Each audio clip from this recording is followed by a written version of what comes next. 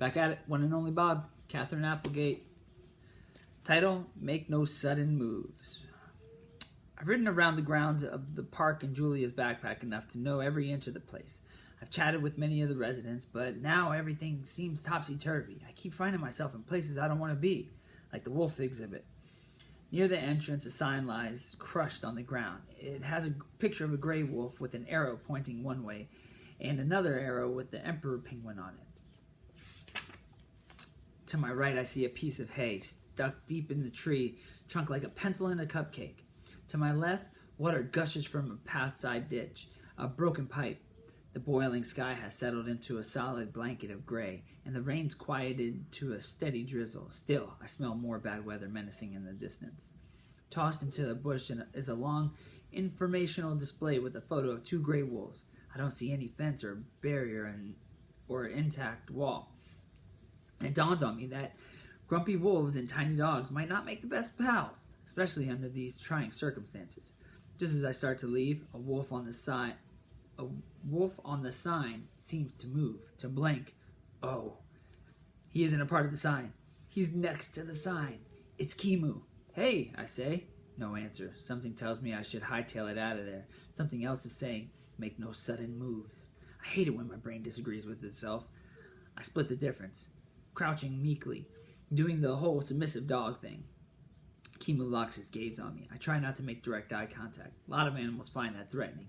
But his eyes are mesmerizing, glowing amber, and way too smart. He moves again. Two paws appear. Big paws, nothing like my feeble shrimpy feet. These paws are the size of hamburger buns. Hamburger buns with lethal claws attached. Next title, Mutt versus Wolf. I wait for him to launch into his pounce. Maybe if I time my escape just right.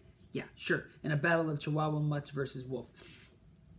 Even I wouldn't bet on the dog. Do they break your neck before they eat you? That only seems fair. My heart's doing this crazy tap dance in my chest, and I wonder if he can hear it. I sneak a peek at him. Strangely, he just keeps staring at me. Quickly, I avert my gaze. Those eyes, those chilling, dangerous eyes. It's me, Bob, I say. Kimu says nothing. He's panting hard. Maybe he's disoriented, even hurt. I try to speak again. My voice seems to be hiding somewhere deep in my throat. Another try. Kimu? He blinks. Are you all right? No response. Anyone else hurt? I ask. This time he seems to hear me. I don't know. His voice is a low whisper. Can I help? I ask, really hoping the answer is no. Suzu, I can't find her. All right then, I say. I'll take a look. I poke around a bit, careful not to get too close to Kimu. A sour smell pours off of him like sweat off of a human. I don't see her, I say after a few minutes, but I'm sure she's fine. Just a little shook up, probably, hiding somewhere. He doesn't answer. I should go. I'm looking for some friends, I say. Is there anything else I can do? He looks up with ominous eye. He looks up to the ominous sky as if the answer is waiting there. I don't know, he says. I don't know. I don't know. Next topic, Gorilla World. I move on. I have to find my friends. Have to. But where am I? I leap over another mangled signpost with the bent arrow. One way to Reptileville, one way to Lionland. I pass over the mangrove swamp. A manatee pokes up her big head, draped with Spanish moss like a silly wig.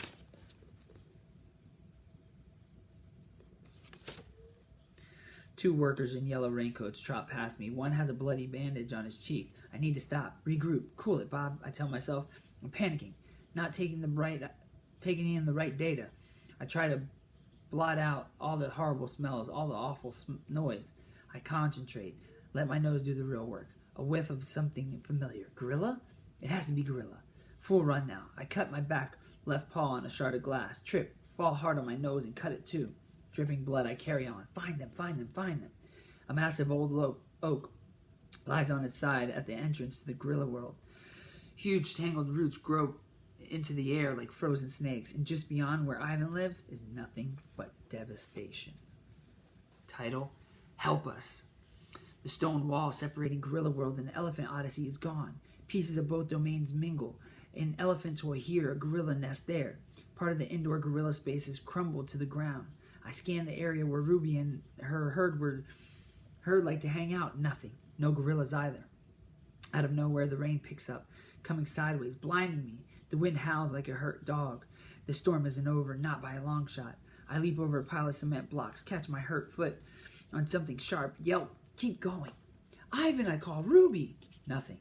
I get to the slight rise, leap onto another overturned tree, and try to make sense of the damage.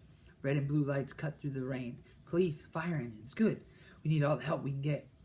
I take in several lungfuls of hideous air. It's too wet, too full of conflicting odors.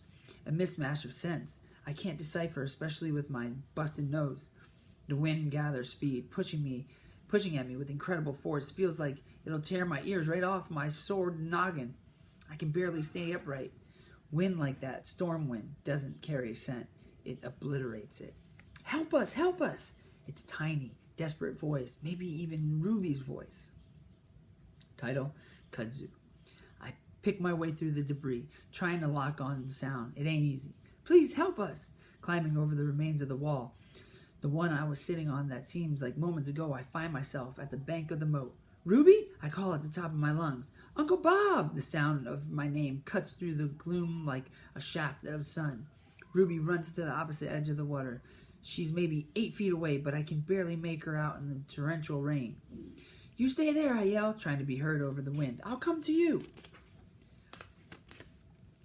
I follow the bank until I come to the spot where several clunks of wall have tumbled into the water. 3 careful leaps, and I'm across. Ruby runs to meet me. She wraps her mud-coated trunk around my neck, and oh boy, am I happy to see that sweet little elephant. You hurt, Ruby? I ask. Is everyone all right? Ruby sniffles. Yes, but come quick. She dashes off before I can ask anything more. 5 of Ruby's aunts stand by the elephant side of the moat.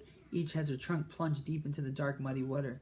They look like a bunch of kids trying to find a lost toy in a swimming pool. It's almost funny until I see what they're searching for. A baby gorilla's in the moat. The tiny gal keeps grabbing for her trunk to hold on to, then slipping free. Her terrified screeches fill the air. It's Kudzu, Ivan's favorite. An idea.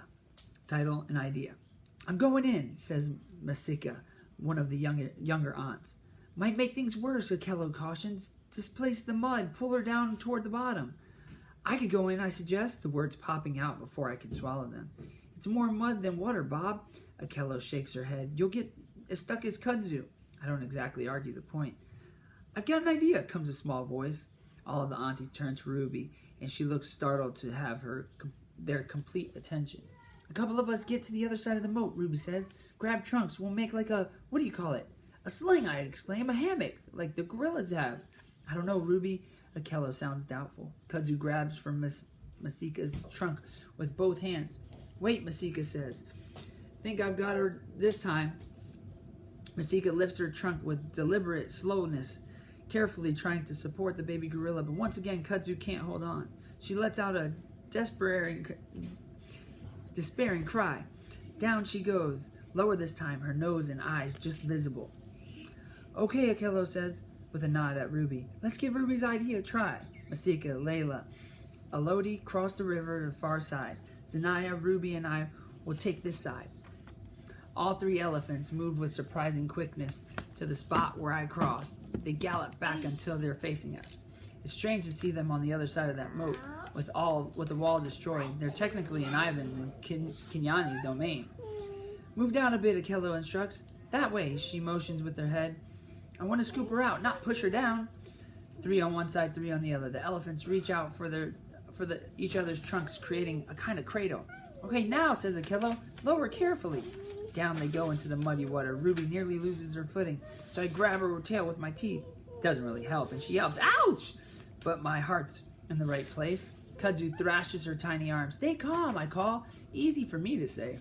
She looks over at me, and I'll never forget the fear in her dark eyes. And she vanishes below the surface.